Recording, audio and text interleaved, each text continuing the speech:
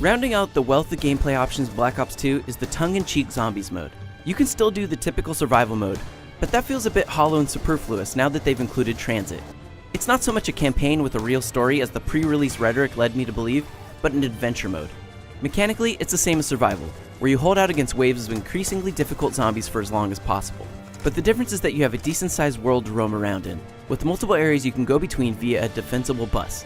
The fun of it isn't in having a story told to you, but in discovery. The transit lore is intentionally vague, and it's up to you and your team to figure out how to interact with it, where its secrets lie, and how best to survive.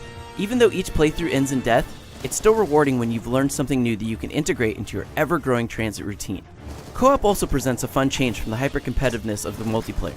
Or, if you feel like being a bastard, you can always team up with your friends to take on other survivors in the new Grief mode. This mode places you in one of a couple survival locations from transit, and together with your team, you see if you can outlast another team of 4. You can't directly affect one another outside of the stun that interrupts revives, or by throwing meat that attracts zombies, but there's a certain madness to each round. You're racing to kill zombies to score resources for yourself, trying to protect your team, and at the same time attempting to funnel the enemy team into a position where they can get torn to pieces.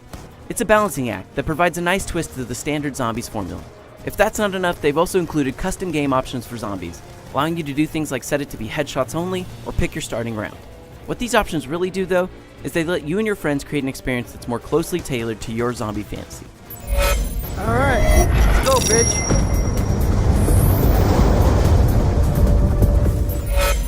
The addition of Pick 10, multi-team battles, and the fantastic integration of player choice in the campaign have made Black Ops 2 a superior Call of Duty experience. It's still easily recognizable for longtime fans, but it builds upon the foundation set down by the series, and challenges what we've come to expect from an annualized franchise.